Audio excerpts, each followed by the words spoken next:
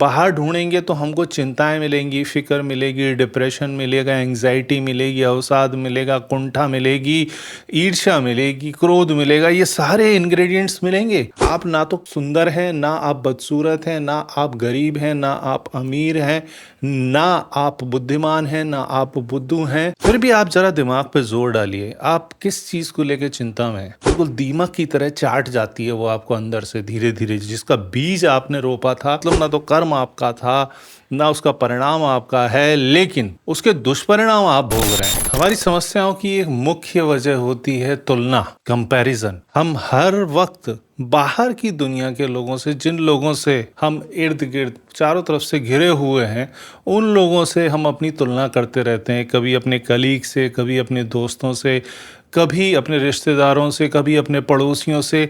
किसी न किसी प्रकार से हम हमेशा तुलनात्मक अध्ययन में लगे रहते हैं। वो मुझसे ज़्यादा सुंदर है, वो मेरे से ज़्यादा छोटा है, वो मेरे से ज़्यादा अमीर है, वो मेरे से ज़्यादा खुश है। प्रत्येक स्तर पे हम हर चीज़ को केवल जज करते हैं तुलनात्मक रूप से। ये हमारे दिमाग में घुसेड़ दिया गया है कि बॉस फलाना का बेटा देखो कितना अच्छा काम कर रहा है, फलाने की बेटी देखो कितना अच्छा परफॉर्म कर रही है। आप क्या कर रहे हैं? वो सारी चीज़ें जो हमारे दिमाग में थोपी जाती हैं बचपन से, वो सारी चीज़ें धीरे धीरे धीरे धीरे हमारे एक व्यक्तित्व का महत्वपूर्ण अंग बन जाती हैं और हमारे सोचने की दशा और दिशा भी वही तय करती हैं। हम अपने आप को सुंदर जब मानेंगे जब हमारे आसपास के लोग हमसे कमतर दिखाई दे रहे होंगे। हम अपने आप को ज़्यादा पैसे वाला तब मानेंगे जब बगल वाले हमारे पड़ोसी जो हैं वो हमसे छोटा मकान रखते हों, हमसे छोटी गाड़ी रखते हों। हम अपने आप को बुद्धिमान तब मानेंगे जब हमारे साथ में पढ़ने वाले लोगों के परसेंटेज हमसे कम आ रहे हों। मतलब हर जगह पे इतना कंपैरिजन, इतना तुलना, और हर जगह पे अपने को समान करने का प्रयास करना, अपने आप को खींच खांच के हमारा क्या पोटेंशियल है, हमारे अंदर क्या हमारी विशेषता है, क्या हमारा व्यक्तित्व है, उन सारी चीज़ों को तिलांजलि देकर हमको सिखाया जाता है कि बॉस तुम अब ये समाज के दायरे में, इन लोगों के बीच में जिनसे तुम घिरे हुए हो, तुम कहाँ स्टैंड करते हो बॉस? तुम अपने आप की पोजीशनिंग देखो, फिर उसको इम्प्रूव करो कंटिन्यूसली। ये एक हमारे दिमाग में ना ये मैकेनिज्म हमेशा दौड़ता रहता है।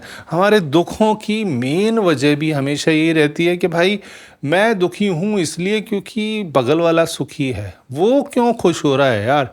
मतलब वो खुश हो सकता है लेकिन मैं खुश नहीं हो पा रहा। तो बजाय इसके कि हम अपने अंदर झांकें, अपने अंदर हमें क्या चेंजेस करने हैं, अपने अंदर हमें क्या ढूंढना है, हमारी क्या विशेषता है, हम उसमें रम जाएं, उसमें खो जाएं और उसका आनंद लें, उसमें खुशी ढूंढें, उसमें सारी अपनी जीवन की रूपरेखा ढूंढें। तो स्वयं को अंदर से खोजने की बजाय हम बाहरी दुनिया का पार्ट बनने में हमें बड़ी सहजता, बड़ी अनुकूलता महसूस होती है कि नहीं यार, अंदर घुसेंगे तो यार मजा नहीं आएगा। ऐसा करते हैं, जगत में घूमते हैं, अंदर घुसेंगे तो क्या ही मिलने जाना है हमको भाई।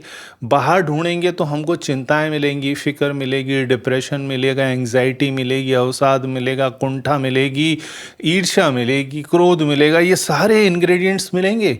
वो हमारे दिन काटने के लिए बढ़िया हैं, वो हमारे दिमाग के लिए एक वैचारिक दुख देने के लिए, प्रलाप देने के लिए, वैचारिक प्रलाप कहूँगा मैं इसे, वैचारिक प्रलाप देने के लिए एक अद्भुत हमें बहुत सारा इंग्रेडिएंट्स मिल जाएगा बाहर हम निकलेंगे तो। जबकि हमें खोजना अंदर चाहिए।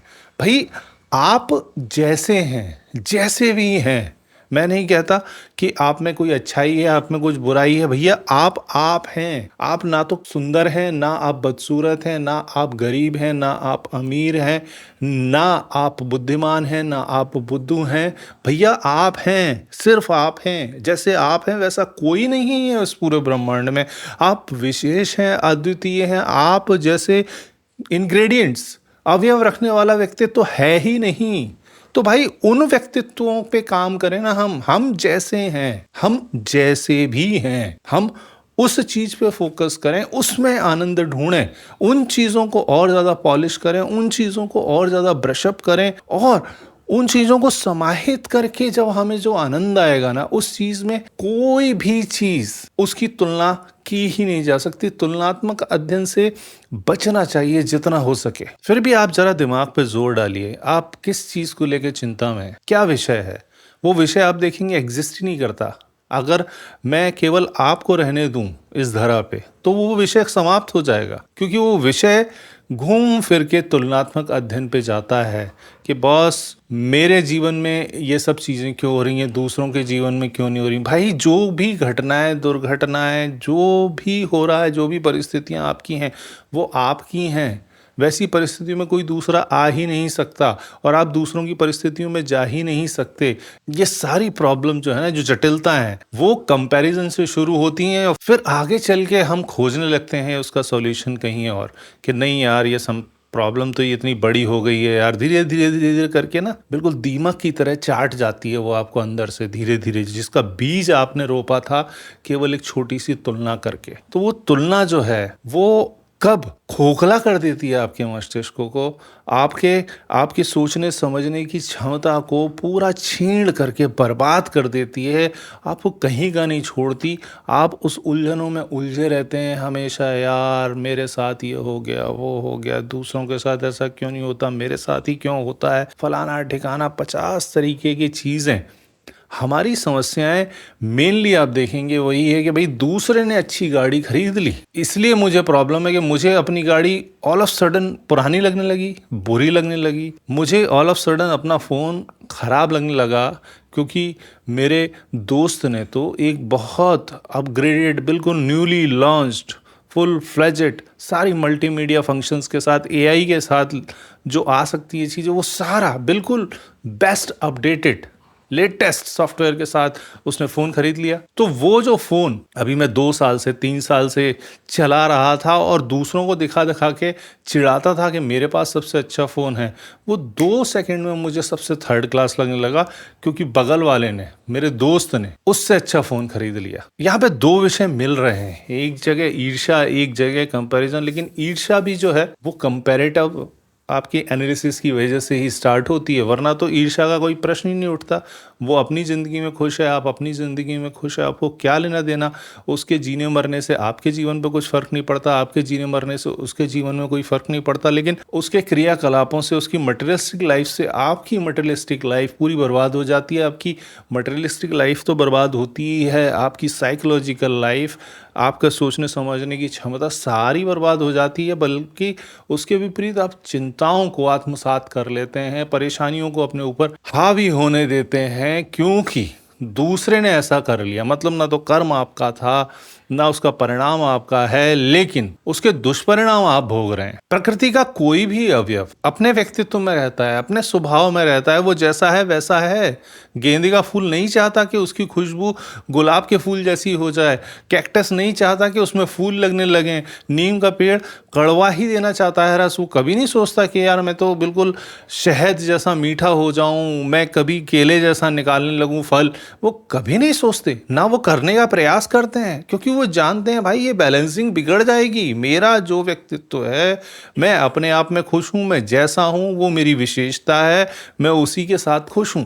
तो उस विशेषता को, उन विशेष गुणों को अपने साथ रखिए, सहेजिए, और ज़्यादा उन्हें उन्नत कीजिए, उन्हें पॉलिश कीजिए, उन्हें बेहतरीन बनाइए। फिर देखिए दुनिया आपकी तारीफ करते नहीं थकेगी। आप क्यों किसी की second copy, third copy, fourth copy बनना चाहते हैं? अपनी फर्स्ट कॉपी बने रहिए ना हमेशा जीवन में। माना कि मनुष्य एक सामाजिक जीव है, बिना समाज के नहीं रह सकता, लेकिन समाज में रहकर भी वो अपनी विशेषताएं तो नहीं खोता ना भाई। अलग अलग रंग मिलके ही इंद्रधनुष बनते हैं ना। सब चीजें एक जैसी पोत दी जाएंगी तो कहाँ उसमें सुंदरता रह जाएगी, कहाँ उसमें लोगों का इंटरेक्शन या इंटरेस्ट विद्यमान रहेगा। और ये मानना बिल्कुल मूर्खता है कि भाई मेरे पास जो गुण है, जिन्हें आप नहीं मान पा रहे कि गुण है, मेरे पास जो विशेषता है, वो लोगों को उतनी पसंद नहीं है यार। लोगों को तो वो ज़्यादा पॉपुलर है, वो एस्पेक्ट लोगों का ज़्यादा अच्छा चलता है, वहीं पे अभी ट्रेंडिंग है, अभी फैशन है, भैया वही बिक रहा है।